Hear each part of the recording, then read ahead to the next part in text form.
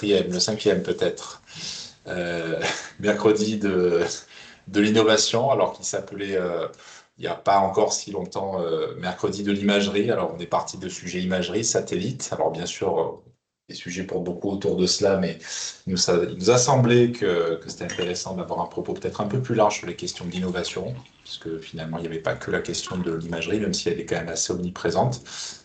Mais écoutez, déjà, comme je vous disais, merci beaucoup de nous rejoindre. Donc, mercredi de l'innovation, qui est un format que nous portons conjointement, la région Provence-Alpes-Côte d'Azur, l'IGN et le CNES, hein, que je remercie pour leur contribution, leur collaboration finalement à l'organisation de ces différentes séquences, voilà, qui ont un petit peu pour caractéristique, comme je vous disais, de porter sur des sujets d'innovation en lien avec l'observation et la data. Euh, Ça, c'est un petit peu la ligne éditoriale. Généralement, on essaie de le positionner sur des pauses méridiennes, hein, ou sur un bout de pause méridienne, sur un mode un peu, je dirais, café de la data.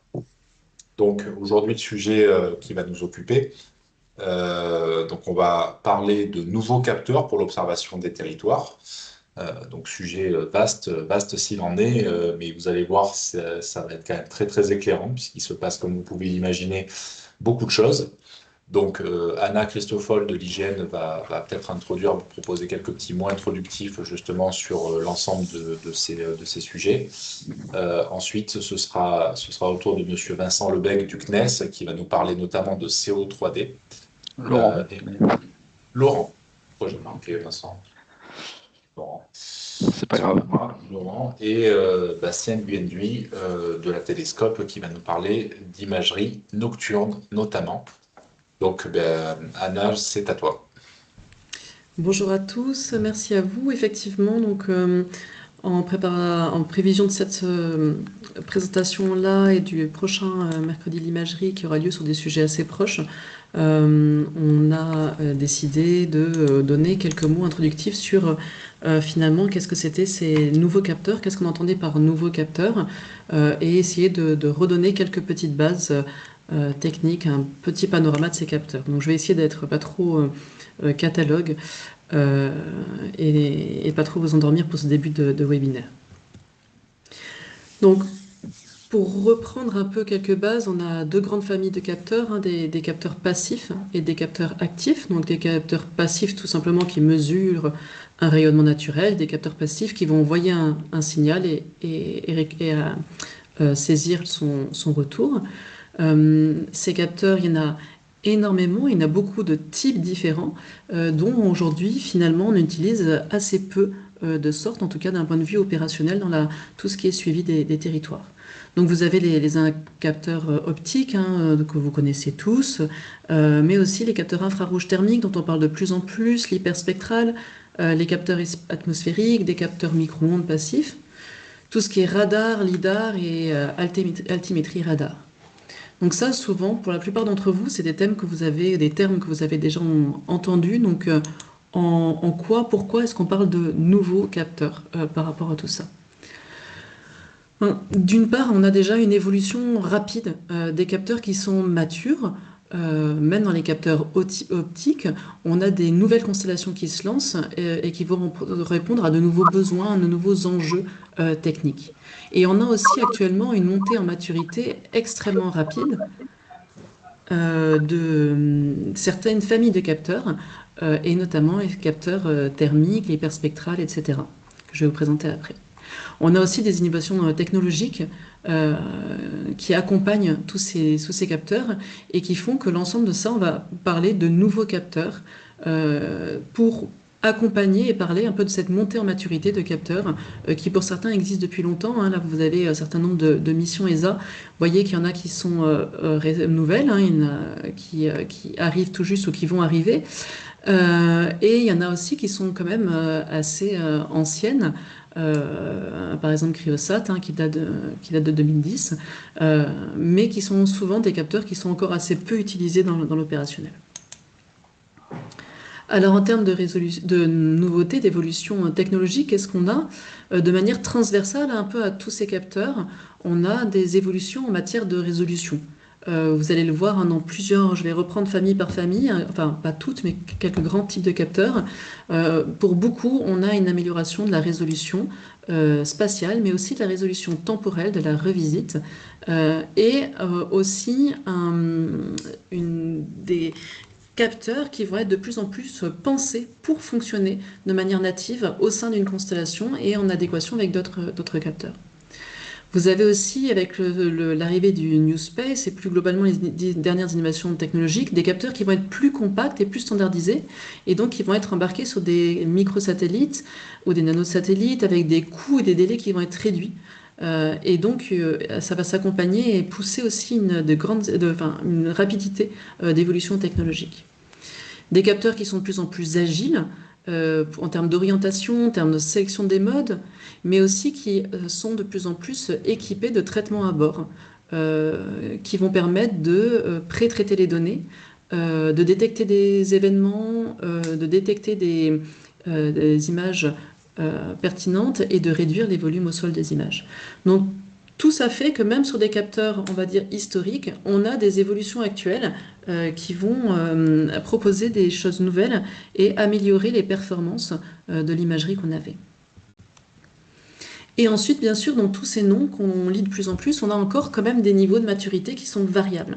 On a des capteurs qui sont très matures, hein, qui sont utilisés de manière opérationnelle, qui ont été éprouvés, certains depuis plusieurs dizaines d'années, notamment dans le domaine de l'optique multispectrale ou du SAR. Mais on a aussi des capteurs qui vont être matures mais très fortement évolutifs, comme l'optique à très haute résolution, l'infrarouge thermique et certains capteurs atmosphériques, et des capteurs qui vont être vraiment là en transition, hein, plutôt vers l'opérationnel, qui sont clairement pas encore très matures, mais pour lesquels on a de plus en plus de projets opérationnels ou quasi-opérationnels qui vont se créer, notamment dans le domaine de l'hyperspectral et du LIDAR. Alors pour reprendre un peu ces différentes familles, peut-être essayer de préciser un peu, parce qu'en préparant ce webinaire, on s'est dit, ben voilà, ok, on parle beaucoup de thermique, on parle beaucoup d'hyperspectral, on parle beaucoup de LIDAR spatial, mais en fait, l'hyperspectral, est-ce que vous savez ce que c'est? L'infrarouge thermique, est-ce que vous savez vraiment ce que c'est? Donc je vais essayer de vous reprendre un petit panorama assez rapide de ces différents capteurs et pour certains, essayer de vous donner un peu en quoi on a des nouveautés qui arrivent et qui vont apporter des choses nouvelles et des perspectives nouvelles. Dans le capteur optique, vous connaissez hein, pour la plupart, vous avez tous utilisé des imageries aériennes de vos territoires, donc capteurs passifs hein, qui vont mesurer le rayonnement solaire, qui vont proposer plusieurs bandes spectrales avec un nombre plus ou moins élevé, avec certains capteurs allant vers le multispectral, voire l'hyperspectral, sur lesquels on reviendra un peu plus bas. Des capteurs historiques, mais qui évoluent très rapidement aujourd'hui, avec des résolutions spatiales très nettement améliorées, hein, qui vont se rapprocher de plus en plus de ce qu'on avait, qui était réservé il y a quelques années pour l'aérien. Des constellations de plus en plus importantes de capteurs ou de satellites à haute fréquence de revisite, où on va vous proposer une observation du territoire avec une revisite de quelques heures, voire quelques minutes, ce qui pose des questions techniques hein, de stabilité géométrique entre ces capteurs de manière à pouvoir réaliser des couvertures, traiter ces images, etc. Mais aussi des enjeux d'intégration native des capteurs et des satellites qui ont été conçus pour être intégrés de façon native dans des constellations et fonctionner par exemple comme CO3D par paire. Voilà, CO3D qui vous sera présenté juste après. Donc des capteurs optiques qui servent à de plus en plus de choses. Vous aurez aussi l'exemple de la pollution lumineuse et qui sont fortement évolutifs aujourd'hui. Pareil, de capteurs opérationnels, mais finalement encore assez peu utilisés dans le suivi des territoires. Tout ce qui est capteur radar à synthèse d'ouverture, SAR. Donc là, en termes de principe, on est plutôt sur un capteur actif, c'est-à-dire on a un satellite avec un capteur qui va émettre une onde radar. Et qui va capter, mesurer le signal qui lui est rétrodiffusé via les réflexions sur la surface terrestre. Donc le gros avantage hein, par rapport à un capteur optique, c'est qu'il fonctionne de jour comme de nuit, par tous les temps. Il va être très peu, pas ou très peu sensible à la nébulosité. et par contre avec une interprétation, une difficulté d'interprétation un peu plus élevée. Donc des capteurs radar, il y en a des différents avec qu'on va distinguer par leur bande radar, la bande radar qui le menu mesure, et ces bandes vont être définies par la longueur d'onde qui est mesurée. Donc de manière assez simple, hein, plus la longueur d'onde est grande, plus cette onde radar va pénétrer dans le sol et dans les matériaux, et donc les différents objets qui vont être mesurés ne seront pas du tout les mêmes. On va avoir des bandes radar X avec une précision extrêmement élevée, qui vont être particulièrement utilisées dans les espaces urbains, et des bandes radar, par exemple, comme tout ce qui est L, qui vont être beaucoup plus adaptées pour la biomasse, la forêt, la végétation, etc. Donc ça, c'est des capteurs qui sont beaucoup utilisés pour les déformations du sol, en particulier en faisant des comparatifs de résultats à différents moments dans le temps. Qui sont devenus des standards aujourd'hui pour le suivi des déformations du sol et donc aussi le suivi des infrastructures qui sont utilisées en sécurité, en surveillance et on met aussi également de plus en plus dans tout ce qui est lié à la végétation, la biomasse, les sols, le suivi de l'océan ou des glaces. En termes, c'est des capteurs qui sont relativement matures, mais on a aujourd'hui des résolutions de plus en plus fines, une revisite qui est de plus en plus élevée, et on a aussi certaines bandes qui étaient extrêmement peu disponibles en termes de satellites qui reviennent, et notamment la bande L avec le satellite biomasse, qui va être vraiment adaptée à ces applications végétation et forêt. Donc on a aussi de plus en plus, d'un point de vue encore plutôt moins mature, maintenant des nouveaux satellites qui explorent le côté multibande, des capteurs multibande radar, et de plus en plus réduits aussi et miniaturisés pour pouvoir réduire les coûts et de lancement et de création de production de satellites. Les capteurs infrarouges thermiques sont aujourd'hui Donc l'infrarouge thermique, tous ces capteurs, ils peuvent être... là, on parle beaucoup de satellites aujourd'hui, mais c'est des capteurs qui sont aussi montés sur des vecteurs aériens, sur des drones. Donc sur aérien et drone, on utilise de façon quasi opérationnelle, voire opérationnelle, les capteurs infrarouges thermiques. En termes de satellitaire, aujourd'hui, on avait encore des limites, notamment en matière de résolution et de revisite, avec un compromis entre résolution, avoir quelque chose d'assez fin, et une revisite assez importante, assez difficile. Là, on a quelque chose on a un type de capteur qui est en train de monter en maturité de façon rapide. Le CNES prépare notamment la mission Trishna, qui devrait être disponible d'ici peu et apporter des données d'une résolution qu'on avait encore assez peu dans le satellitaire et avec surtout aussi une très bonne revisite. Donc voilà, on a vraiment des capteurs en forte évolution. Alors, un capteur infrarouge thermique, c'est pas vraiment un capteur optique. Il ne dépend pas de la lumière du soleil.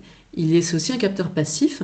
Il va mesurer le rayonnement thermique qui est naturellement émis par la surface de la Terre et par les différents matériaux qui s'y trouvent. Voilà. Et à partir de ça, à partir de cette réflectance qu'on récupère, on va en déduire une température de surface. Donc comme il ne dépend pas de la lumière du soleil, il va fonctionner aussi bien de jour comme de nuit. Par contre, il peut être sensible à la couverture nuageuse. Donc là, on a différents spectres aussi. Je ne vais pas rentrer dans le détail de chacun. Mais en termes d'application, il y a des choses qui vous parlent, des besoins qui sont très forts aujourd'hui et qui vont l'être de plus en plus sur la mesure de la température de surface, les îlots de chaleur, les incendies, mais aussi tout ce qui est lié au stress hydrique des plantes, qui sont une des sources d'usage de ces capteurs infrarouges thermiques qui est extrêmement important. En termes de capteurs qui est en train de monter en maturité, on a aussi les capteurs hyperspectraux. Donc on a déjà des constellations qui existent, par contre souvent avec une résolution assez faible. Et là, on a des capteurs hyperspectraux qui vont se développer dans énormément de domaines, que ce soit pour le suivi du territoire, que ce soit dans le suivi de l'atmosphère. L'hyperspectral est extrêmement actif en termes d'évolution et d'innovation à l'heure actuelle. Donc ce sont une sous-famille des capteurs optiques mais qui, au lieu de mesurer un certain nombre de bandes spectrales bien découpées les unes des autres, vont mesurer des centaines de bandes spectrales continues qui vont permettre finalement de créer une espèce de signature spectrale des différents de ce qui se passe sur le territoire et à partir de ça d'en déduire des objets, des états de végétation ils sont particulièrement adaptés du coup pour tout ce qui est agriculture de précision, qualité des eaux, qualité des sols, biodiversité. Mais même pour tout ce qui est détection d'objets, d'occupation du sol et de qualification de ce qu'il y a sur le territoire, cette richesse spectrale apporte énormément de possibilités. Donc on a des exemples, hein, je vous en ai mis plusieurs, des constellations comme Nmap qui sont déjà opérationnelles, comme des constellations à venir comme Scheim. Voilà. En termes de résolution, aujourd'hui, on est sur quelque chose qui est très peu résolu. Par contre, on a des projets dans le domaine du New Space de constellations qui devraient être lancés avec des résolutions bien meilleures que ce qu'il y a actuellement, de l'ordre de quelques mètres à quelques, voilà, en dessous de la dizaine de mètres. Donc là, on a bientôt des outils qui seront extrêmement pertinents et utiles qui devraient émerger. Pareil hein, que le reste, amélioration des performances radiométriques, on l'a dans quasiment tous les capteurs, miniaturisation, ça c'est des dynamiques vraiment communes à ces différents capteurs qu'on retrouve dans toutes les différentes familles. Voilà, très rapidement, le LIDAR, vous savez ce que c'est pour la plupart. Mesure de la 3D grâce à du laser. Le LIDAR spatial se développe, il y a encore très peu de constellations opérationnelles disponibles. On a la constellation JEDI, qui est une mission scientifique, mais qui a permis d'explorer énormément d'applications, notamment dans l'estimation de la biomasse, la végétation de la forêt, et aussi dans la topographie de précision, avec une résolution assez fine, hein, 25 mètres, et une résolution ALTI en dessous du mètre. Donc quelque chose d'assez intéressant quand on voit les applications extrêmement nombreuses du LIDAR. Voilà. Par contre, très peu d'applications opérationnelles sont disponibles à l'heure actuelle. Voilà. Et bien sûr, hein, tout ce qui est altimétrie radar, très rapidement, hein, on est un peu sur quelque chose d'assez différent des capteurs radar dont je vous ai parlé aujourd'hui, que vous connaissez notamment via Sentinel-1. Là, on va être vraiment dans l'idée non pas de faire une image radar, mais vraiment de prendre une mesure de hauteur avec des acquisitions qui étaient pour beaucoup au nadir, qui s'élargissent aujourd'hui sur des bandes de plus en plus importantes, notamment avec SWOT, hein, qui a ouvert une brèche en termes d'acquisition dans ce domaine-là. Et qui vont permettre d'obtenir des hauteurs à très haute précision pour suivre la mesure du niveau des mers, des glaces, de l'eau. Hein, sur le portail HydroWaveNex, vous avez beaucoup d'informations maintenant issues de SWOT sur le niveau des grands fleuves aussi et des lacs, pas seulement des océans. Et aussi, c'est des capteurs qui permettent d'avoir des surfaces de vagues et donc à partir de ça, de déduire aussi des topographies sous-marines, notamment près des côtes, et travailler sur la topographie des océans. Voilà, je vous ai mis une petite synthèse, hein, je ne vais pas reprendre tout, mais les supports seront à disposition sur le site de la région. Voilà. Peut-être juste terminer pour quelques mots. Donc, pourquoi nous, IGN, on vous présente ça et pourquoi on s'intéresse beaucoup à ces sujets? Parce que tout simplement pour cartographier des thématiques et produire de l'information à valeur ajoutée, toutes ces nouvelles sources vont nous donner énormément d'informations. Et donc, on a créé en interne à l'IGN une mission, une nouvelle source et de nouveaux usages pour cartographier toutes ces nouvelles sources d'observation de la Terre, mettre en regard ces sources avec des cas d'usage, travailler, structurer la veille technologique et aussi expérimenter via des POC. Donc, j'espère qu'on aura le plaisir de vous présenter certains de ces travaux ici dans le cadre de ce webinaire d'ici quelques mois. Voilà. Je propose que vous posiez vos questions par écrit, comme ça je pourrais y répondre peut-être pour laisser la parole à Laurent Lebègue. Voilà, et gagner un petit peu de temps. Laurent, est-ce que tu veux partager ton écran ?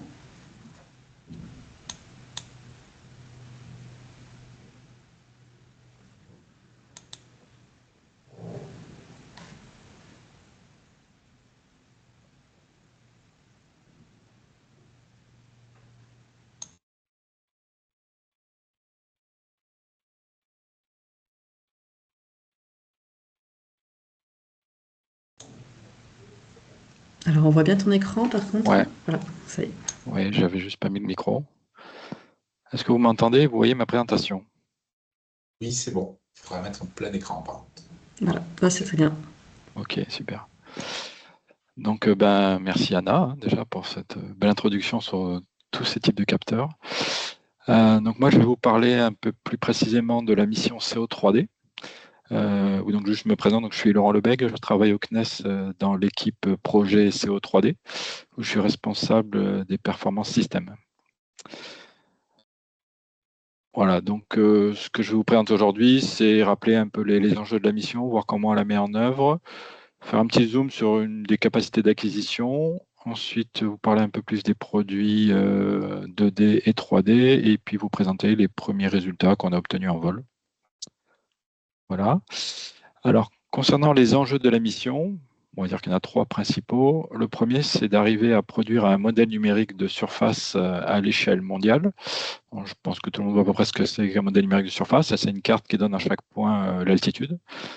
Donc notre objectif, c'est de couvrir la plupart des terres émergées du monde avec une précision de l'ordre de 1 mètre en relatif et 4 mètres en absolu. Alors en relatif, ça veut dire entre les points voisins du modèle numérique de surface. Donc c'est la capacité finalement à restituer la forme du relief. Et puis l'absolu, la connaissance absolue de l'altitude par rapport à une référence comme le niveau des mers, par exemple.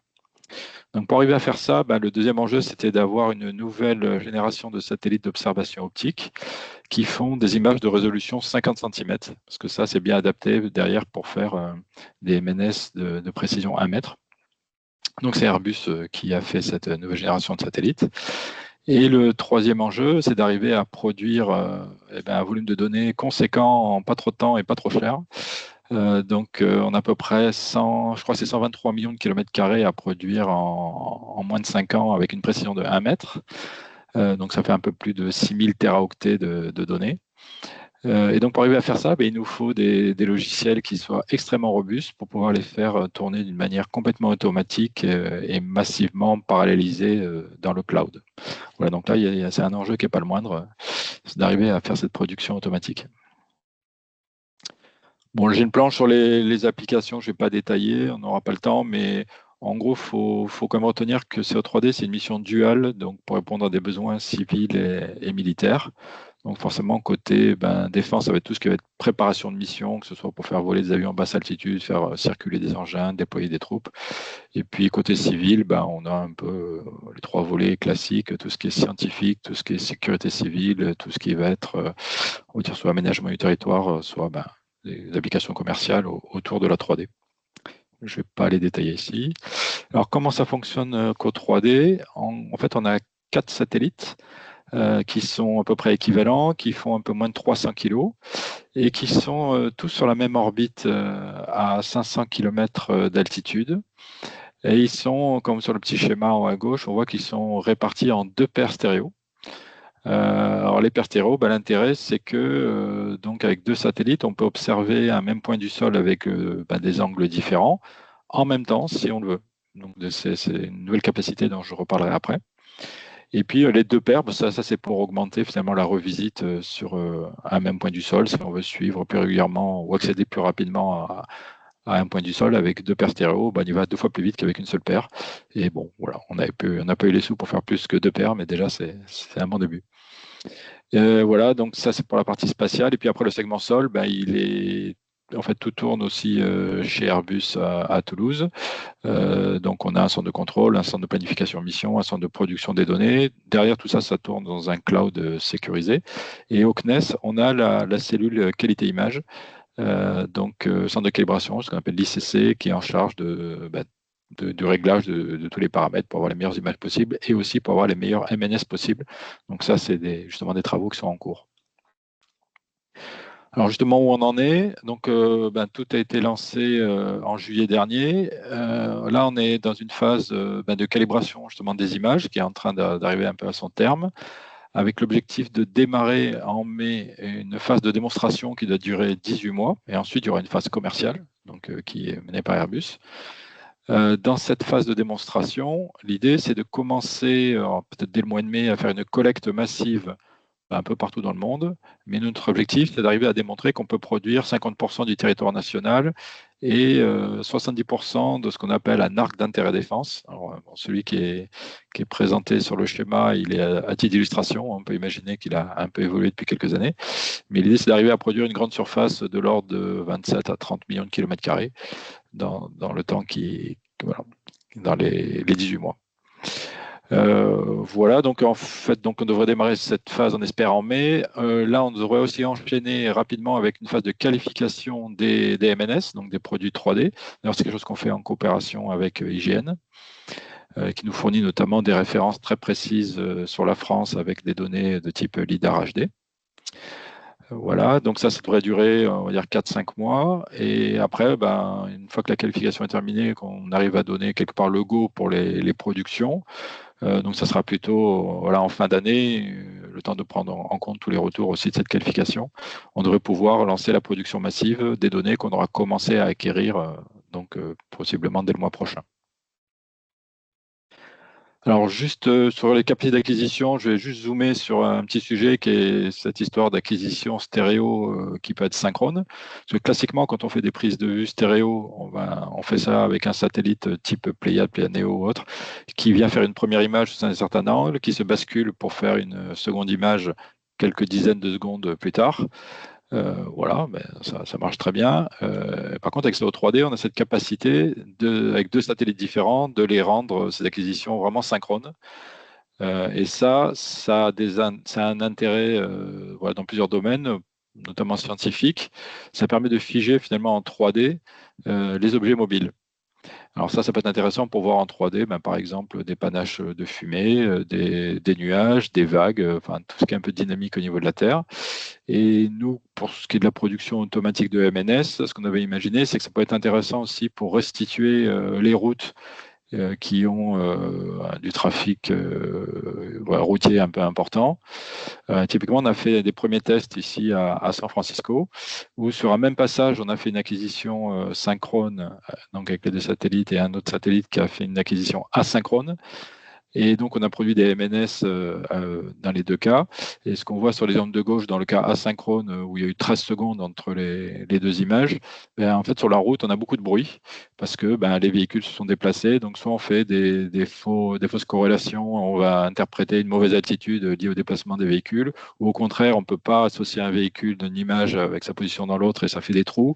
Enfin, bref, ça fait pas mal de bruit sur les routes, alors que dans le cas synchrone, on restitue finalement bien les routes avec éventuellement les véhicules intégrés dedans. Mais voilà, en tout cas, c'est beaucoup plus propre de fonctionner avec du synchrone dans ces cas-là. Donc c'est prometteur voilà, pour la production de MNS. Alors, juste un petit mot sur les produits. Donc, le principe de génération des MNS, je ne sais pas si tout le monde connaît, mais le principe est finalement pas si compliqué. On a deux images acquises sous des angles différents.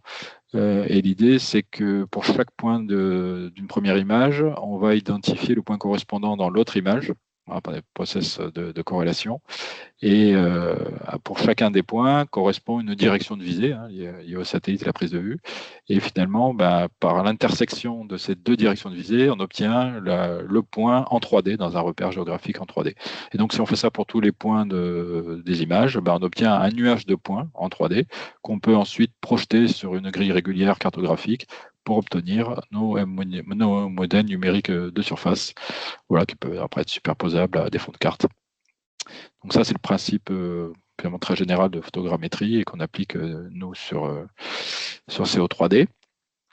Et juste pour dire un peu plus ce qu'il y a dans les produits qu'on fournit, donc les produits sont générés avec une précision de 1 mètre, mais sont aussi fournis à des résolutions dégradées, à des résolutions de 1 mètre, 4 mètres, 12 mètres, 15 mètres et 30 mètres.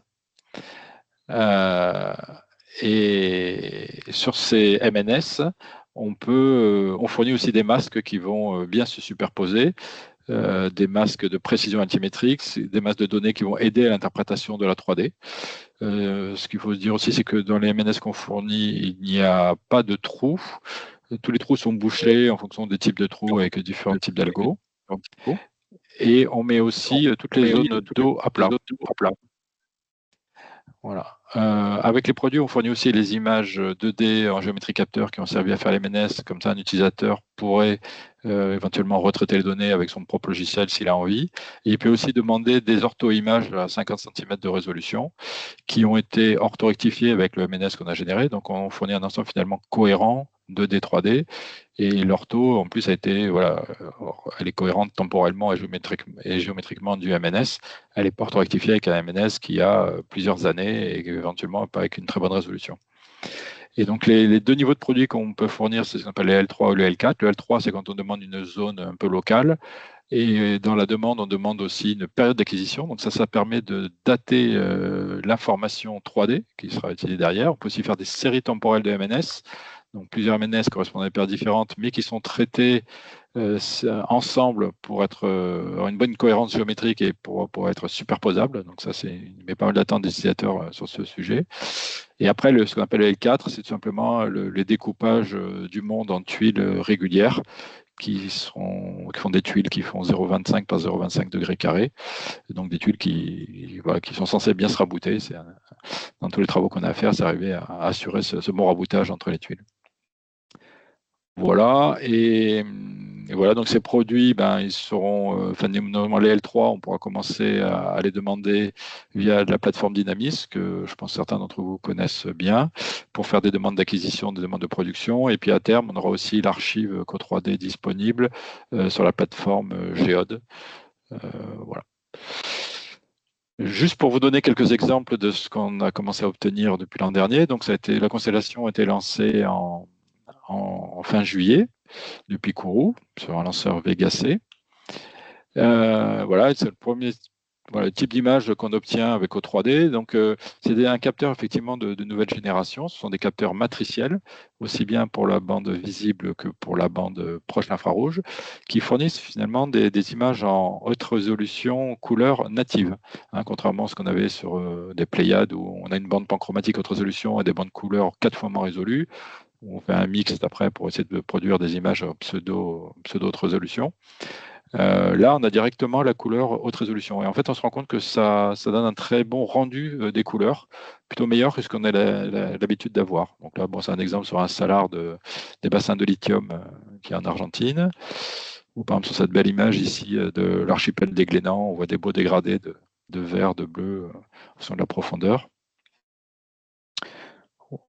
Sur cet exemple du port ici de Buenos Aires, on peut profiter de la résolution, donc 50 cm, ce sont des images de bonne qualité, avec pareil des bons rendus de couleurs.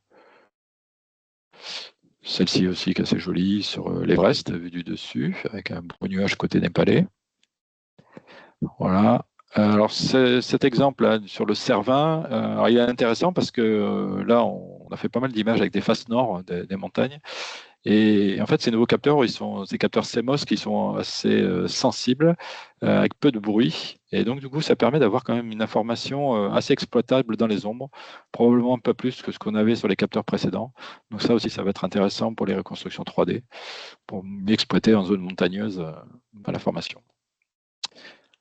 Voilà, comme on est un peu chauvin, j'ai mis une image du sommet des Pyrénées françaises. Alors, je suis désolé pour la région PACA, j'ai pas d'image du Mercantour, mais voilà, les Alpes de Provence. Mais ici, donc c'est une des faces nord là, du Vignemale qui est très, très enneigé cet hiver.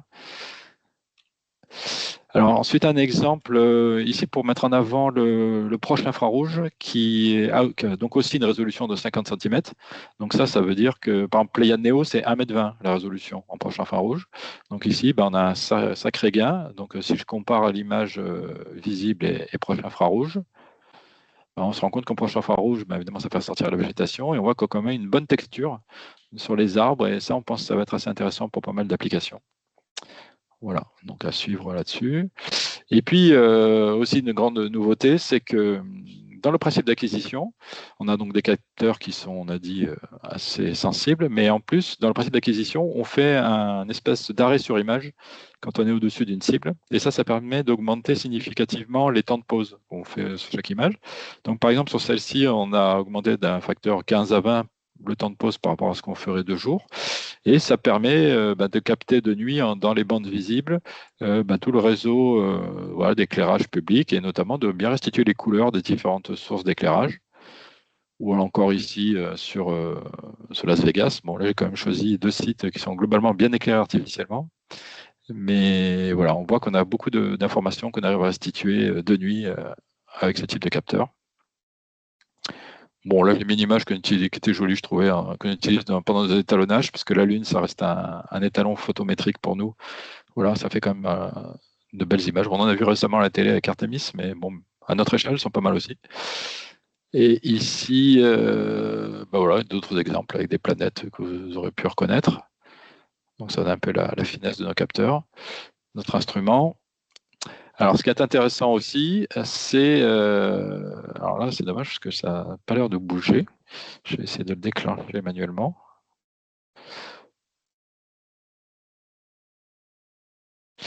C'est qu'on a un mode vidéo, et là, malheureusement, je ne sais pas pourquoi il ne se déclenche pas. J'essaie de le remettre avant. Oui, c'est normal. Normalement, c'est sur Zoom qu'on arrive à obtenir une animation, mais j'ai déjà essayé également en présentant une image comme D'accord. celle-ci et ça ne marchait pas sur Teams. Ah ben, c'est bien dommage. Donc, vous auriez pu voir l'éruption volcanique, le panache de fumée en mouvement. Donc, on a cette capacité vidéo sur nos capteurs. Et puis, à droite, vous auriez pu voir le déplacement de trains de houle avec les effets de diffraction sur la barrière de corail.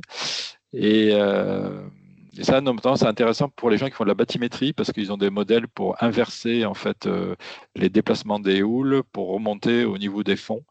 Et voilà, donc ça c'est pas mal. Il y a pas mal de gens qui attendent de ce type d'acquisition aussi. Bon, bah dommage pour l'animation. Et là, j'aurais pu vous montrer aussi une animation du circuit Formule 1 de Monza. On aurait vu les véhicules qui se déplaçaient. Mais il faudra faire ça sur Zoom une autre fois. Désolé, vous ne puissiez pas profiter de ça. Et malheureusement, j'avais encore une dernière vidéo. C'était pour vous montrer la capacité à faire une vidéo de nuit. Bon, pareil. Donc là, c'est Las Vegas, pareil, en mode dépointé. Est-ce que là, du coup, sur l'animation, c'est difficile à voir, mais en fait, on arrive à voir que sur ce type d'animation, les déplacements des voitures. On voit les voitures elles-mêmes, en fait, sur des carrefours qui sont éclairés. On voit pas seulement les phares des voitures, mais on voit les voitures elles-mêmes et on voit tous les éléments qui bougent dans la vidéo. Bon, c'est une autre occasion. Je pourrais essayer de vous le montrer. Voilà, alors là, je ne sais pas si vous voyez, oui, je pense que vous voyez quand même que là, c'est un GIF animé. Donc, on voit un couple stéréoscopique pris sur le pic du Midi. Donc, l'effet de parallaxe est bien visible. Et donc, finalement, les déplacements entre pixels, c'est ça qui nous permet de mesurer le relief.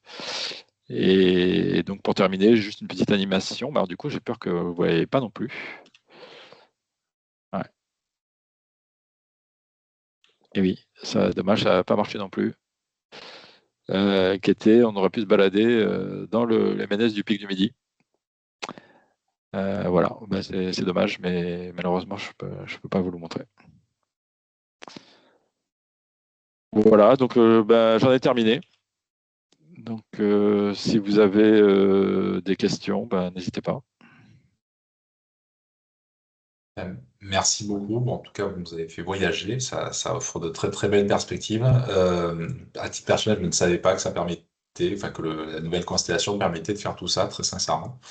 C'est assez impressionnant. Alors peut-être effectivement pour la présentation, de toute façon, si vous en êtes d'accord, de toute façon, elles seront disponibles a posteriori du webinaire, donc vous pourrez en profiter, et notamment des animations ensuite. Et puis concernant les questions, voilà, n'hésitez pas peut-être à la fin, on se réserve un petit temps à la fin du webinaire, donc notez-les précieusement. Vous pouvez aussi les noter dans le chat si vous le souhaitez. Comme ça laisse le temps aussi un peu de les préparer. Et puis on se prend un petit temps à la fin du webinaire pour en reparler. Merci beaucoup. Bastien, c'est à vous. Alors, vous m'entendez? Parfaitement. Oui, merci. Et vous voyez mon écran? Également. Très bien. Aussi. Ok. Alors, merci tout d'abord pour l'invitation et à participer au mercredi de l'innovation. Et je fais le lien du coup avec la présentation de Monsieur Lebègue, notamment sur l'imagerie de nuit. Donc moi, je suis Bastien Nguyen, donc je suis gérant et ingénieur en imagerie satellite au sein de la Télescope. Donc la Télescope, pour rappel rapidement, c'est une société coopérative qui est basée à Montpellier. On est à la maison de la télédétection. Et on a à cœur de travailler sur l'usage des données géographiques, notamment pour travailler pour préserver l'environnement, et très en lien avec les acteurs du territoire. Et en permettant aussi l'usage de données d'observation de la Terre. Et le sujet de la pollution lumineuse date vraiment pas d'hier, du coup. C'est vraiment au tout début de la création de la télescope. On a contribué avec des collègues, notamment avec le CEREMA et d'autres partenaires comme Dark Skylab, pour construire des indicateurs nationaux sur la pollution lumineuse. Donc c'est une réflexion préliminaire qui avait été initiée par Romain Sordello. Donc je vous ai mis les références, vous pourrez les retrouver facilement. Et du coup, le sujet de la pollution lumineuse nous est resté tout au long de notre activité, hein, jusqu'à aujourd'hui. Donc il y a différents travaux sur différents territoires, plus particulièrement à Montpellier, puisqu'on a pu bénéficier aussi de programmes sur lesquels on a pu avoir des commandes d'images satellites, aériennes, etc. Et on travaille très en lien avec des partenaires comme Dark Skylab et le CEREMA, que je pense que vous connaissez bien. Et depuis, donc, on va dire septembre 2025, on a démarré un projet alors qui s'appelle le France 2030 Vision de nuit et qui a été renommé Halo tout récemment. Et donc, on est lauréat, hein, de ce projet-là qui vise donc à développer de nouveaux services d'analyse d'éclairage nocturne et de l'impact sur la pollution lumineuse à partir de données d'images satellitaires. Et donc, le consortium est porté par la Télescope en co-traitance avec Airbus Defence and Space.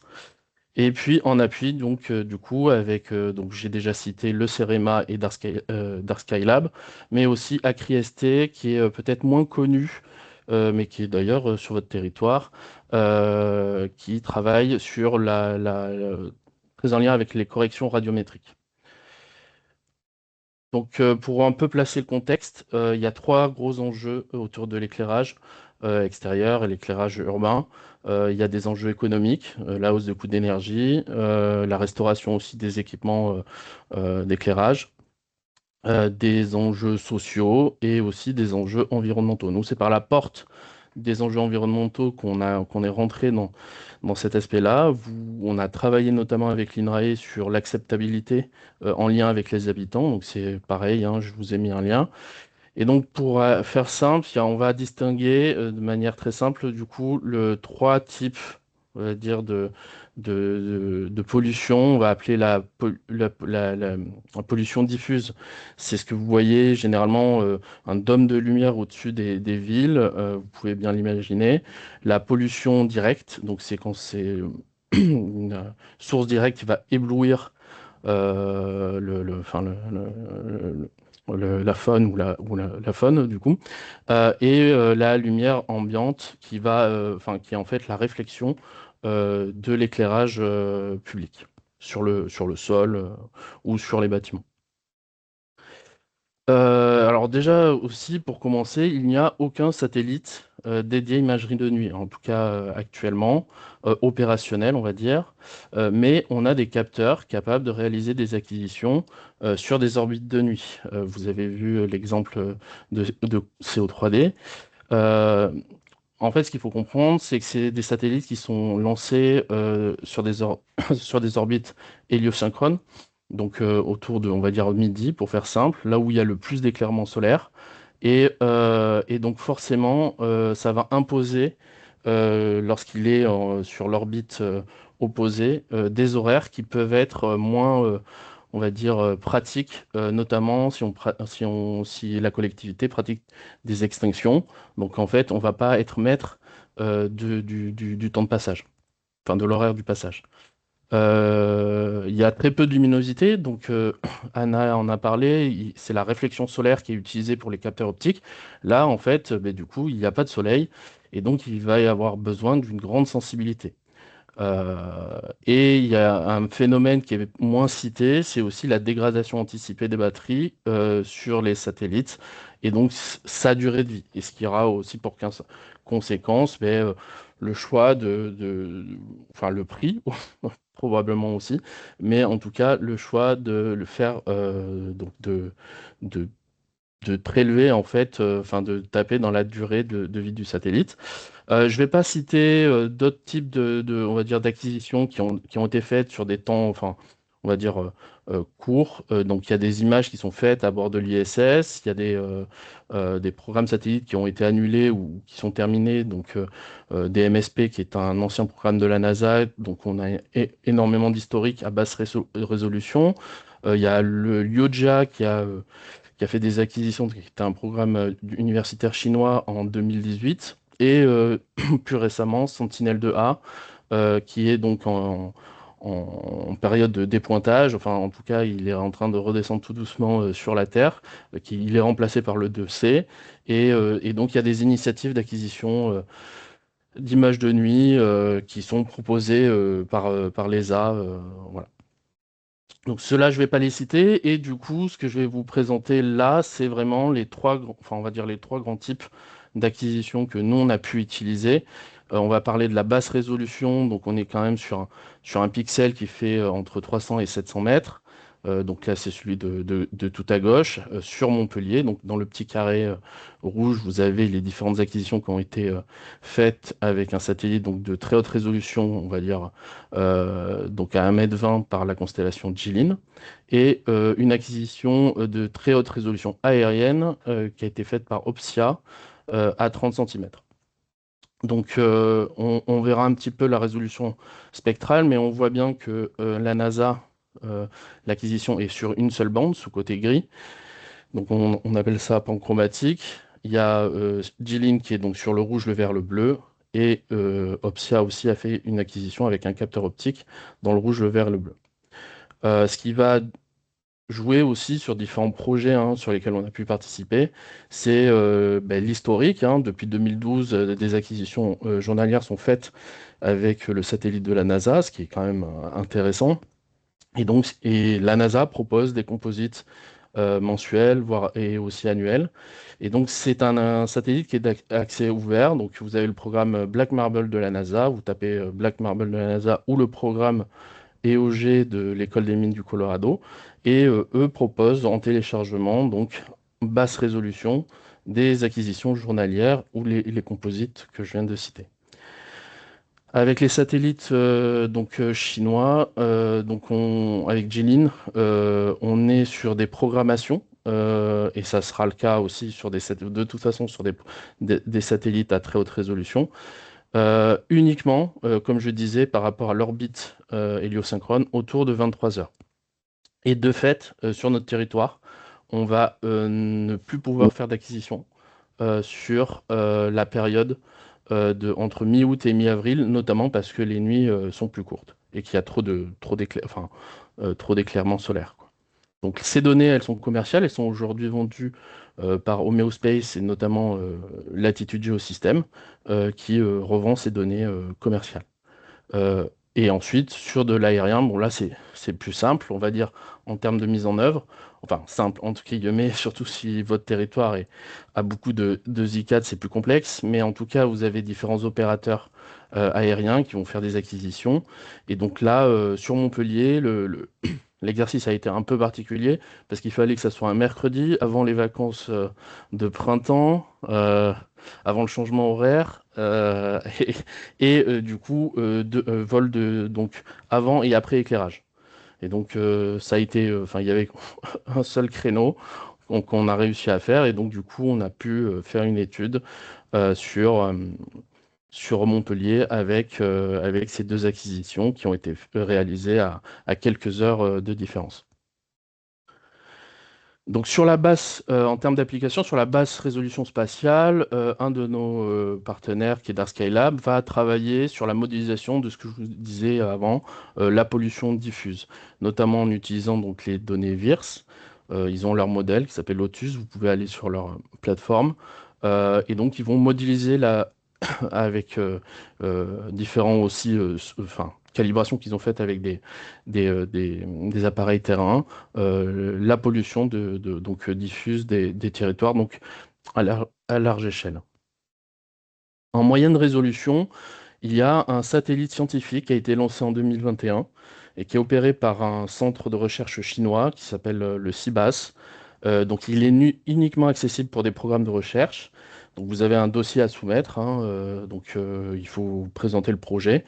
Et donc, nous, on a eu l'opportunité de l'utiliser dans différents projets, notamment un ANR avec l'UMR EPOC qui s'appelle Luciole, qui est d'évaluer la pollution lumineuse sur le bassin d'Arcachon, que peut-être vous reconnaissez là, notamment l'impact de la pollution lumineuse sur les huîtres. Du coup, je parlais de capteurs sur les satellites. Donc le capteur qui est dédié images de nuit, mais donc qui est embarqué dans le satellite, s'appelle le Glimmer et il a une panchromatique à 10 mètres, donc une résolution comme Sentinelle, avec un multispectral à 40 mètres. Donc multispectral rouge-vert-bleu. Donc là, vous avez à gauche la panchromatique et à droite le rouge-vert-bleu.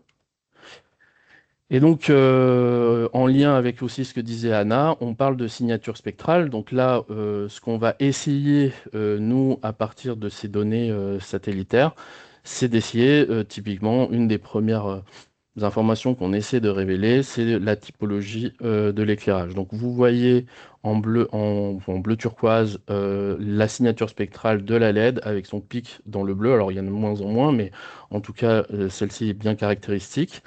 Donc en bleu turquoise. La sodium qui est en jaune orangé, que vous voyez ici avec on va dire dans le rouge-vert, et un pic, si vous le notez, un pic à 815 nanomètres. Alors généralement, les constructeurs d'éclairage vont couper ici, hein, vous ne voyez jamais en fait ce pic-là. Ce pic-là à 815, on va dire, nanomètres, il n'est pas visible à l'œil nu. Mais ce qu'on a constaté en faisant du terrain, typiquement, c'est que plus l'éclairage était vieux, plus ce pic était important. Et les opérateurs à Montpellier, la compétence éclairagiste est sur le terrain. Et leur constat était de dire que plus l'éclairage vieillissait, plus ils injectaient de la puissance, enfin de l'énergie, donc une consommation en fait plus importante sur un éclairage donc vétuste, mais qui va éclairer, on va dire, au même niveau. Mais il y a de la perte d'énergie, puisque l'énergie que vous voyez ici sur ce pic-là, très très fin, en fait, il ne sert à rien puisqu'il n'est pas visible. Et donc vous avez ici les bandes, on va dire, de captation du SDGSat. Donc vous avez le rouge ici, le vert et le bleu. Et en gris en fond, là, c'est la panchromatique. Et donc, en travaillant sur ces données-là et en essayant de caractériser, l'objectif hein, de nos études, c'est d'essayer de caractériser au mieux le type d'éclairage. La moyenne résolution, elle est donc idéale, autour de entre 10 et 40 mètres, idéale à l'échelle nationale, à l'échelle régionale, voire et jusqu'à départementale. Ce satellite-là, comme je disais, il est gratuit avec un accès restreint, hein. Il faut vraiment un cadre de travaux de recherche, notamment en lien avec les objectifs de développement durable. Et donc ce satellite-là, il est en cours d'intégration dans le modèle Otus, hein, et je pense que dans pas longtemps, ils le publieront, enfin, ils l'annonceront. On a un projet qui s'appelle le SCO, Space Climate Observatory, qui s'appelle ORENOS, qui est porté par le CEREMA avec le CIAN, qui est le syndicat des énergies et du numérique de Haute-Savoie. Donc l'objectif est de créer des indicateurs de pression de l'éclairage sur la biodiversité ainsi que des indicateurs de qualité d'éclairage artificiel. On a le projet France 2030 à l'eau, celui que j'ai cité au tout début, qui est d'essayer de proposer des indicateurs à moyenne résolution spatiale. Et en perspective, et ça, voilà, c'est en cours de réflexion et porté par différents pays, qui est de réfléchir à un satellite de moyenne résolution, un peu comme pour le CIBAS, avec SDGSat, dédié, du coup, vraiment fait pour des acquisitions de nuit. Et donc, on passe enfin à la très haute résolution spatiale.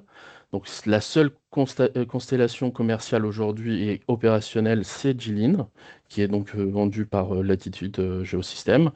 La résolution spatiale est à 1,20 m en rouge-vert-bleu, donc vous avez sa caractéristique ici. Et un des exemples d'applications, les premières applications qu'on a faites quand on a eu nos premières données Jilin à l'époque, c'était d'essayer d'extraire et de localiser les sources lumineuses. Donc vous avez ici un exemple, une acquisition qu'on a eue en 2020 et sur lesquels on a testé, enfin qu'on a développé des outils, notamment d'extraction de points. Et donc, en lien justement avec ce qui a été présenté tout à l'heure, c'est que donc Jilin a la même, enfin, est aussi un capteur matriciel, ce qu'on appelle la matrice de Bayer, et donc on a beaucoup d'espoir justement d'utiliser CO3D dans le cadre du coup du France 2030. Et donc la très haute résolution spatiale, elle va engendrer aussi donc elle apporte des nouvelles informations, comme je le montrais, mais aussi des nouvelles problématiques.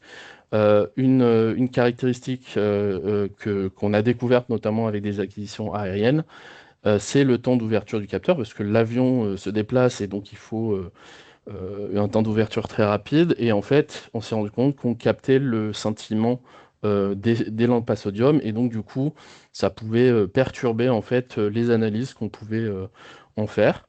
Il y a du coup, ça engendre aussi des corrections radiométriques, notamment l'absorption de l'atmosphère dans le bleu, qui est à prendre en compte notamment justement pour essayer de développer des indicateurs d'identification de sources d'éclairage. Il y a aussi donc la correction géométrique, hein, parce que si on a un satellite qui fait des acquisitions à 1,20 m avec une imprécision qui est de l'ordre de 8 mètres, par exemple, ça risque d'être compliqué, notamment pour des besoins qui vont être très locaux, surtout pour faire des extractions de points. Il faut que le point soit quand même bien placé. Et donc, dans le cadre du France 2030, on teste aussi donc le Pléiade Neo de nuit. Et donc là, vous voyez donc là, les mêmes types d'éclairage. Donc en vert, là, pour le coup, c'est la LED. En orange, toujours, c'est la sodium. Et les iodures métalliques en bleu, hein, qui est un peu particulier. Et vous voyez que les deux donc l'iodure métallique et sodium ont aussi un pic à 815 nanomètres. Et typiquement, ce qu'on se rend compte, c'est qu'on tombe pile poil dans la bande spectrale du proche infrarouge de Pléiade Neo. Et donc, potentiellement, elle va être utile notamment pour distinguer, enfin, différencier par exemple les LED avec les autres. Et puis, la Deep Blue, donc ici, il y a le proche infrarouge, le rouge, le Red Edge, le vert, le bleu et le Deep Blue, hein. Donc, il y a 6 bandes, hein, sur Pléiade Neo. Et donc, du coup, en Deep Blue, vous avez ici la captation du pic qui peut être aussi intéressante. Et en gris, la panchromatique à 30 cm de Pléiade Neo. Et donc, du coup, les perspectives du France 2030 qui vient de démarrer, comme je disais au début, donc c'est un projet qui est sur 3 ans, dont 2 tranches optionnelles. Ça nous donne l'opportunité, avec tout le background qu'on avait eu jusqu'ici, de travailler avec toutes les parties prenantes, du constructeur qui est Airbus jusqu'aux utilisateurs finaux, avec un partenariat enfin, qui maîtrise tout le long de la chaîne. Et l'idée, c'est vraiment d'aboutir à ce nouveau service d'analyse d'éclairage. Donc actuellement, on vient de recevoir, hein, alors je ne peux pas les montrer, les premières images Pléiade Neo. On attend les CO3D. Donc j'en ai vu un exemple là, mais on n'a pas eu de livraison, on va dire, encore dans le cadre de ce projet-là. Mais voilà, l'idée c'est de tester ces 2 capteurs pour essayer de voir qu'est-ce qu'on peut mesurer, qu'est-ce qu'on peut essayer de différencier et lequel est le plus intéressant pour tel ou tel type d'indicateur. En parallèle, donc, on a lancé une enquête marketing. Donc, si vous avez le temps, donc, il durera à peu près 5 minutes. C'est un questionnaire qui va surtout axer sur les priorités suivant votre typologie, si vous êtes une collectivité, un privé ou autre. Donc là, l'idée, c'est essayer de comprendre est-ce que c'est plus l'aspect, par exemple, biodiversité qui va vous intéresser, ou est-ce que c'est l'aspect plus énergie, etc. L'enjeu, hein, aussi de cette enquête, c'est de montrer la pertinence d'une commercialisation future, hein. Il ne faut pas se leurrer. Comme je vous ai dit, Ces satellites-là risquent de se dégrader, hein. Le fait de faire des acquisitions de nuit est coûteux. Et donc, il faut aussi peut-être, enfin, du coup, de notre côté, c'est d'essayer de convaincre, notamment Airbus. Alors, il y a l'aspect international, mais aussi, mais du coup, l'idée d'avancer sur une commercialisation d'une des constellations qui serait la plus intéressante à utiliser, et notamment d'amorcer des discussions auprès de Dynamis, que vous connaissez, je pense, pour un achat ou on va dire une prise en charge, comme vous connaissez, sur ces acquisitions de nuit. Et donc, au cours du France 2030, et donc notamment en tranche optionnelle et en liaison avec le CNES, il est prévu de permettre d'accéder à la plateforme qu'on est encore en train de développer. Donc les résultats seront que sur les clients d'ancrage, mais si ça vous intéresse, voilà. Donc je vous invite à vous rapprocher du CNES, notamment sur cet aspect-là. Alors c'est pas pour tout de suite, mais voilà. Je crois que j'ai fini. Donc si vous avez des questions, n'hésitez pas. Super, merci beaucoup. C'était super intéressant. Écoutez, voilà, si des personnes qui font partie enfin, dans l'assistance, si vous avez des questions, euh, différents participants, intervenants, n'hésitez pas. Alors, il y a une question posée par François dans le chat. François, n'hésite pas à prendre la parole pour poser ta propre question. Oui, je viens de la lire. Mm. Du coup, alors, les Donc la acquisitions de question, nuit. je la lis du coup, est-il Ouais. possible de rappeler ou de préciser les modalités et coûts d'acquisition des images Pléiades Néo et CO3D? Alors, CO3D, il est pas encore commercialisé. Il est encore, comme disait Monsieur Lebègue, il est en cours de test. Et puis, il y a une phase de 18 mois, etc. Donc, tout ça, c'est pas encore défini, il me semble. Sur Pléiades Néo, pour l'instant, c'est que les acquisitions de jours. Aujourd'hui, en fait, nous, notre objectif, c'est, dans le cadre de ce France 2030, de pousser l'idée qu'il faudrait permettre la commercialisation de ces données de nuit. Mais voilà. Donc Pléiades Néo, oui, mais dans le cadre, typiquement, si vous êtes une collectivité, dans le cadre de Dynamis, vous avez la possibilité de faire votre demande.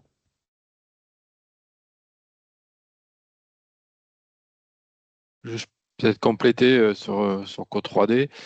Enfin, moi, je suis côté CNES, donc on fait ça en partenariat avec Airbus. Nous, on a signé un contrat de licence pour que les partenaires institutionnels, notamment, puissent accéder à des données 3D. Parce que vraiment, la mission Code 3D, c'est faire la donnée 3D. Notamment au travers de Dynamis, les gens pourront commander des produits 3D. Et il y a des quotas de kilomètres gratuits par an. Après, il y a des tarifs préférentiels. Très, très bien. Un peu de pub pour Dynamis au passage. C'est parfait.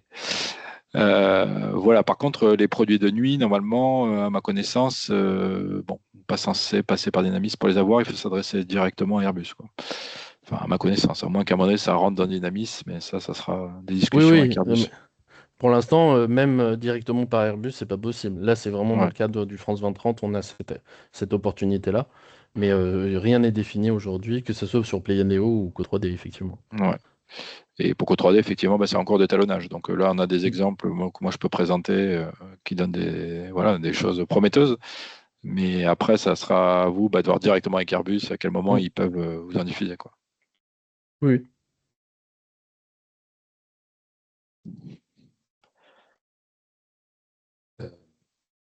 Pour ma part, j'avais une petite question qui était vraiment sur, je dirais, la différence et la complémentarité entre les images produites par Co3D et celles qu'on a actuellement avec Pléiades Néo. Peut-être revenir sur les différences entre ces deux systèmes de captation, les avantages et inconvénients de chacun comparativement. Voilà, et dans quelle mesure peut-être l'imagerie qui sera produite demain par Co3D sera peut-être aussi amenée peut-être je dis pas à remplacer celle de Pléiades Néo, hein, c'est pas forcément l'objectif, mais voilà, en tout cas, avoir le même niveau, sinon supérieur finalement de qualité, de résolution. Enfin voilà, si on peut revenir un peu là-dessus, parce que c'est vrai que les images Pléiades Néo, on les connaît relativement bien, on y est assez habitué sur du satellitaire. Voilà, celle de Co3D arrive là pour arriver progressivement. On a vu déjà les premiers résultats qui sont quand même super intéressants. Mais voilà, moi, c'est un peu la question que ça m'a posé en observant un petit peu tout ça, quoi. Ok. Donc là, on parle pas sur l'image de nuit, on parle d'imagerie en général, c'est ça? Sur l'imagerie en général, oui. Ouais. Alors, qu'est-ce que je peux dire? Alors déjà, bah, effectivement, bon, les résolutions sont pas les mêmes, hein. Playa Neo, c'est du 30 cm panchromatique et 1,20 m couleur. C'est parmi, je pense, c'est un peu les meilleures images en termes de qualité civile disponibles actuellement, hein, que ce soit que tout opérateur confondu, hein. Je pense qu'elles sont vraiment d'une qualité excellente. CO 3D, c'est du 50 cm. Donc la mission, principalement, c'était de faire de la 3D en partant d'imagerie à 50 cm. Donc c'est pas concurrentiel en termes de résolution par rapport à Playa Neo. Par contre, la volonté aussi d'Airbus, c'était d'avoir une nouvelle génération de satellites d'observation aussi qui coûte moins cher, qui produit quand même du 50 cm. Donc je pense qu'ils vont trouver leur place, même si c'est pas le meilleur en termes de résolution, ils trouveront son place autrement. Et après, en termes des capteurs, si on parle un peu plus technique, effectivement, Playa Neo, c'était du push broom, enfin avec des capteurs TDI, donc effectivement qui combinent du panchromatique haute résolution et de la couleur 4 fois moins résolue. Là, on est sur, c'est ce qu'a évoqué Sébastien sur l'histoire du Bayer, hein, c'est-à-dire que c'est un peu comme Géline, c'est du matriciel avec des capteurs Bayer, donc qui permettent d'avoir directement de la couleur en haute résolution. Alors avec le Bayer, quand on rentre dans les détails, c'est peut-être pas exactement du 50 cm non plus, mais bon, c'est quand même, c'est quand même, en tout cas en termes c'est quand même meilleur que du Pléiade HR, on va dire, qui était à 70 cm de résolution. Et par contre, pour les couleurs, on a vraiment un meilleur rendu des couleurs. Ça, on se rend compte vraiment depuis qu'on traite les images, depuis qu'on fait l'étalonnage. Le rendu des couleurs est plus intéressant. Et ce que j'ai montré tout à l'heure aussi, c'est que le proche infrarouge aussi est à 50 cm. Et là, il y a vraiment des applications dédiées qui vont utiliser le proche infrarouge, notamment voilà, tout ce qui est extraction des textures de végétation, choses comme ça. Et là, on a plus de détails, probablement que ce qu'on pourrait avoir avec du PNEO, où on aura injecté de l'information panchromatique dedans. Bon, ça, il faudrait faire des tests comparatifs vraiment sur la végétation, mais on peut s'attendre à ce qu'il y ait un petit plus avec cette voie proche infrarouge. Après, en termes de capteurs, ce que je dis, c'est qu'on a des capteurs aussi qui sont un peu plus sensibles, donc probablement que dans les ombres, voilà, on va avoir de la bonne qualité. Bon, j'ai du mal à comparer avec Playa Neo là, sur les ombres. On est un peu meilleur que Pléiade HR, pour ceux qui connaissent. On a un peu meilleur, capteur un peu plus sensible. Aussi, on a des techniques de compression bord qui ont évolué, qui ont été reprises sur Playa Neo. Donc, du coup, bon, là, c'est un peu comparable, mais par rapport à Pléiade HR, on a une compression bord qui est de meilleure qualité, et donc ça crée moins de défauts dans les ombres, et à nouveau, c'est un peu plus exploitable dans les ombres. Voilà, qu'est-ce que je peux vous dire d'autre? Bon, après, pour la 3D, ça j'en ai parlé, mais c'était vraiment dédié à la 3D avec ses capacités de synchronisation, où là, c'est vraiment nouveau aussi. Et puis, cette capacité, effectivement, dans le principe d'acquisition, on fait un arrêt sur image. Donc d'augmenter les temps de pause. Donc on le voit de nuit, hein. Ça, Playa Neo peut quand même pas faire ça de nuit avec le même niveau de temps d'intégration. Donc bon, a priori on va être meilleur que Playa Neo pour observer de nuit. Mais c'est aussi la capacité à voir dans des conditions d'éclairement difficiles de manière générale, c'est-à-dire aller voir à haute latitude avec des soleils très très bas, ce genre de choses. Nous, du coup, on adapte le temps d'intégration aux conditions d'éclairement et on peut aller chercher effectivement un peu plus de signal, un peu faible, on arrive à restituer des choses intéressantes. Voilà, je peux synthétiser. Non, mais c'est très clair. Du coup, ça venait un peu compléter la question de François Gans sur le modèle économique. Alors, j'imagine que tout n'est pas, enfin, vous y avez déjà un petit peu répondu tout à l'heure, mais sur le modèle économique derrière CO3D, et notamment sur l'accessibilité de des images, alors j'imagine que c'est pas encore complètement défini, hein, et que ça passera de toute façon probablement par le programme Dynamis. Mais voilà, peut-être de repréciser un petit peu comment on sera amené à accéder à ces images, à quel coût, même si bon, c'est peut-être pas évident à le dire là comme ça tout de suite, mais voilà, pour qu'on se fasse un peu une idée de comment demain accéder à tout ça. Alors, moi, à nouveau, surtout ce qui n'est pas de nuit. Alors déjà, pour moi, pour côté Co3D, la commercialisation, tout ce qui est clients commerciaux, ils s'adressent directement à Airbus. Moi, je ne sais pas à quel prix ils vont vendre les images. Après, nous, donc, on a signé un accord de licence avec Airbus pour servir les PIF, les partenaires institutionnels français. Donc souvent ceux qui s'adressent à Dynamis, de manière générale. Mais moi, ce que je connais, c'est tout ce qui est lié à la 3D. Alors, dans la 3D, on fournit aussi la 2D, donc ça peut être un moyen d'avoir de la 2D. Mais voilà. Côté 3D, moi, ce que je peux dire, c'est qu'il y a 600 000 km² gratuits par an pour les institutionnels. Et au-delà de ce quota, on a des tarifs au kilomètre-carré. Alors, ça, il ne faut pas que je me plante trop, mais je crois que c'est 37 centimes le kilomètre d'imagerie 3D, enfin de modèles numériques de surface, donc de traitement 3D, de données 3D, avec les données 2D qui arrivent. Je crois que c'est 37 centimes le kilomètre-carré. Et a priori, c'est quand même beaucoup moins cher que ce que vous avez pu connaître avec de l'imagerie Pléiade. Tout à fait. Et ça avait été négocié depuis le début pour que justement les gens arrivent quand même à accéder un peu aux données, enfin au moins les institutionnels. Et après, évidemment, tout ce qui est client en dehors de ça, il faut qu'ils aillent voir Airbus, mais là, je ne peux pas répondre pour eux sur les prix qu'ils pratiqueront. Bien sûr. Claire, tu avais levé la main. Oui, bonjour, merci pour toutes ces présentations. J'avais une petite question par rapport à CO3D. Alors, je ne sais pas, c'est peut-être moi qui l'ai peut-être pas entendu, mais à quelle heure passent ou sont faites les captations nocturnes des images? Alors, effectivement, j'ai pas parlé de ça. Peut-être c'était sur une des planches, mais c'est passé vite. Alors, l'heure locale au nœud descendant des satellites de la constellation, en fait, c'est 10h45. Donc ça a été alors ça, c'est 2 jours, évidemment, sur les orbites 2 jours. Donc en fait, de nuit, il faut dire qu'on franchit l'équateur à 22h45. Il faut rajouter 12 heures.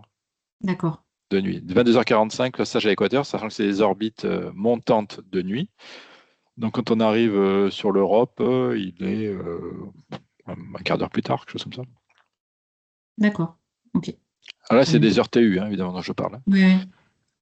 D'accord. C'est des heures TU, donc voilà. Donc, faut rajouter 2 heures l'été.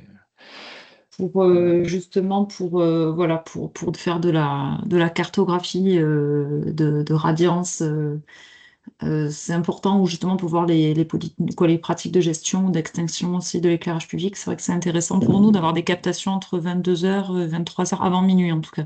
Voilà. Du coup. Là, on a un peu limite. Ouais. Parce que sur l'Europe, il faut imaginer que l'hiver, on a 1 heure de décalage.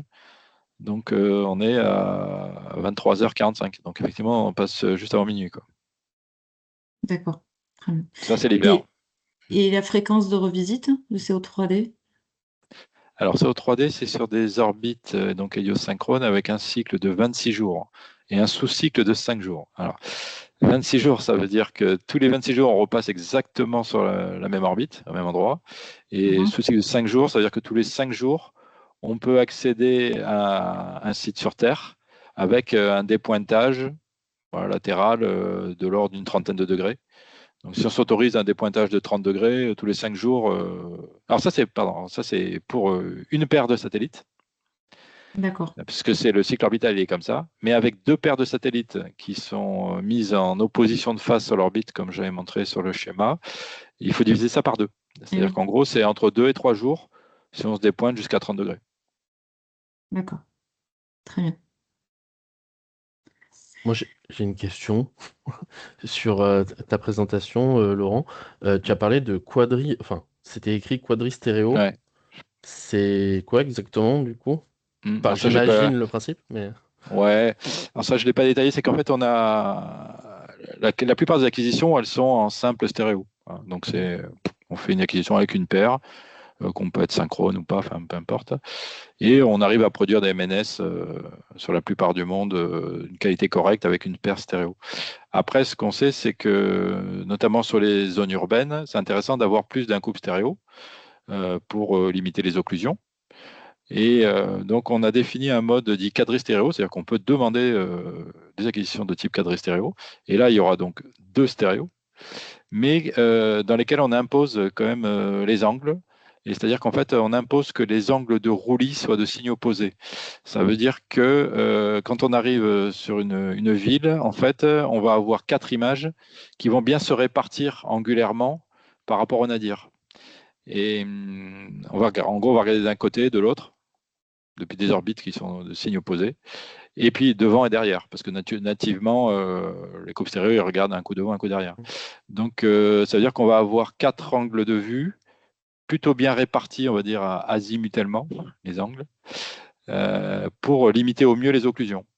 Alors évidemment, on sait faire des MNS avec encore beaucoup plus d'images et probablement de meilleure qualité, mais s'est rendu compte, c'est que il y avait un peu des seuils en qualité, que quand on arrivait à 4 images, on avait un gain comme significatif, et surtout si on choisit bien les angles.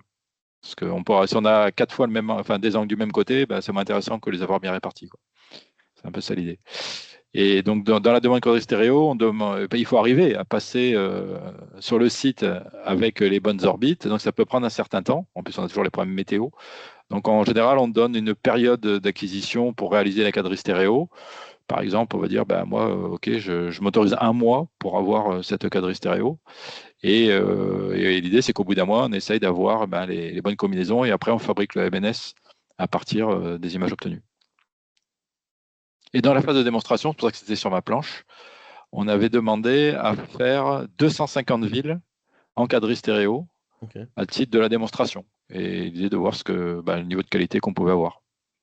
Et du coup, il y a un gain en précision, Ouais. j'imagine. Ouais. L'idée, c'est qu'on gagne un petit peu sur la précision altimétrique, Ouais. mais bon, c'est pas non plus révolutionnaire. Par contre, ce qui est intéressant, c'est les occlusions. C'est qu'on va boucher beaucoup plus de trous dès qu'on a des terrains fortement escarpés ou des villes. Les villes, c'est que le truc classique, c'est que là, du coup, on verra un peu mieux les fonds de rue. Et donc, voilà. L'idée, c'est d'avoir un truc un peu plus qualitatif typiquement sur les villes, quoi. Parce que quand j'ai annoncé une mission de 1 mètre, on n'aura pas ça dans les villes. C'est-à-dire qu'un mètre, on aura ça sur des terrains qui sont... la spec, elle est donnée pour des pentes inférieures à 5%, donc c'est des terrains, voilà, pas trop pentus. Après, on a une spec de 1,50 m quand on a des pentes inférieures à 20%. Et pour les pentes au-delà, on n'a pas mis de spec, parce que ça devient très compliqué. Et typiquement, ça comprend les villes, les falaises, tout ça. Là, on fera ce qu'on pourra, quoi. Mais avec une quadri stéréo, forcément, ça sera beaucoup mieux. Okay. Alors, je ne sais pas s'il y a d'autres questions, hein, n'hésitez pas. Pour ma part, j'avais une petite question pour toi, Bastien. Tu as parlé tout à l'heure là justement de l'utilisation des images nocturnes là de SDGSat là qui est une constellation chinoise. Alors il se trouve que chez nous là en région sud là on a un projet justement de traitement en fait de ces images en lien avec un traitement qu'on a là sur les questions de trame noire en lien avec le CEREMA. Tu as parlé du fait qu'effectivement en fait il y avait quand même des restrictions en fait de diffusion on va dire, d'une part de l'image, c'est une chose, mais également des traitements qui étaient dérivés de l'image. Est-ce que tu peux peut-être revenir sur ces différents points? Enfin, concrètement, en fait, à partir de ces images, qu'est-ce qu'il est possible de rediffuser, de repartager derrière en termes d'information? Alors, je te proposerai peut-être un temps avec mes collègues qui ont suivi le dossier, notamment avec notre équipe juridique qui travaille, parce que moi je suis pas en lien sur le France 2030 directement, mais mes collègues ont fait justement tout un passage, une discussion, notamment avec le CNES, le service juridique à ce sujet-là, et je pense qu'ils pourront être plus en détail là-dessus. Donc, ce qui est clair, c'est qu'ils voulaient absolument pas de la revente. C'est-à-dire que nous, par exemple, on ne pourrait pas revendre l'image telle qu'elle. et un peu à l'image, si je peux dire, des licences Airbus. On va distinguer ce qui est, on va dire, l'image, les produits dérivés. Donc c'est du traitement, on va dire, radiométrique, enfin du traitement sur l'image, et ce qu'on va extraire comme information, donc les VAP, donc Value Added Product. Et donc sur ça, en fait, enfin, le CIBAS, donc tout ce qui est en lien avec leur image, c'est non, pas diffusable, enfin à part le consortium du projet, etc. Et ce qui va être les value added product, ça va être bon, il faut déjà publier et leur transmettre en fait, enfin en tout cas les avertir de ce qui en est sorti. Et typiquement, ben, eux, leur objectif, il faut que ça soit publié, on va dire, dans la littérature scientifique, donc il faut que ça soit diffusable. Par contre, donc du coup, il n'y a aucune opération commerciale à faire en fait. Donc l'image, pour résumer, tu peux pas la diffuser comme ça sur n'importe quelle plateforme. Par contre, ce que tu auras fait dans ton projet, après leur avoir demandé, tu peux la diffuser si vous avez enfin, une plateforme ou autre, quoi. D'accord. Ok, c'est clair. Mais dans le détail, je pense que oui, je pourrais te mettre en relation avec. Je sais que dans peut-être le groupe, il y a encore certaines personnes qui sont aussi dans le projet, qui ont peut-être plus de billes là-dessus, mais moi, c'est ce qui d'après les dernières réunions, c'est ce qui me semblait. Bah, en tout cas, d'entrepreneur de peut-être effectivement un Ouais. petit échange, parce que c'est vrai que nous, à titre, enfin, directement, c'est une question qu'on se pose, hein, mais Oui. voilà, puisque bon, après, bon, l'image, ça, on avait compris, mais après, jusqu'où vont les produits dérivés, n'est-ce pas? Donc, Bah, qu'est-ce c'est qu'elle peut... surtout que leur documentation, enfin, en tout cas, leur licence est, je pense, traduite via une intelligence artificielle ou autre. Donc, il y a certains sujets sur lesquels on, enfin, on a voulu des éclaircissements et notamment grâce au CNES, on a pu avoir un entretien avec eux directement. Et je crois qu'il me semble qu'il y avait le CEREMA avec nous. Donc, je pense qu'ils doivent être aussi au courant là-dessus. Ok. Très bien. Bah, écoute, bah, avec grand plaisir, Ouais, peut-être ben pour je poursuivre les prendrai échanges. ton mail, ouais. Parfait. Alors, comme je vous le disais, voilà, si vous souhaitez poser votre question, enfin, voilà, n'hésitez pas. Et puis si c'est pas le cas, bah, écoutez, il ne me reste plus qu'à en tout cas vous remercier chaleureusement. Alors d'une part, les différents intervenants, intervenantes, voilà, qui nous ont quand même éclairé de façon à la fois très pédagogique et très précise, hein, je pense, sur ces questions. En tout cas, à titre personnel, j'ai trouvé ça assez passionnant. Également tout l'ensemble des participants, bien sûr.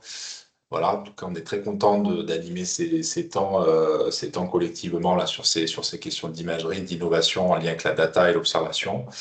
Alors, comme on vous disait, l'ensemble des supports seront mis à disposition sur le portail connaissance du territoire, que vous connaissez peut-être déjà. Dans tous les cas, on vous renverra le lien vers les différentes ressources. Bon, on communique assez régulièrement également.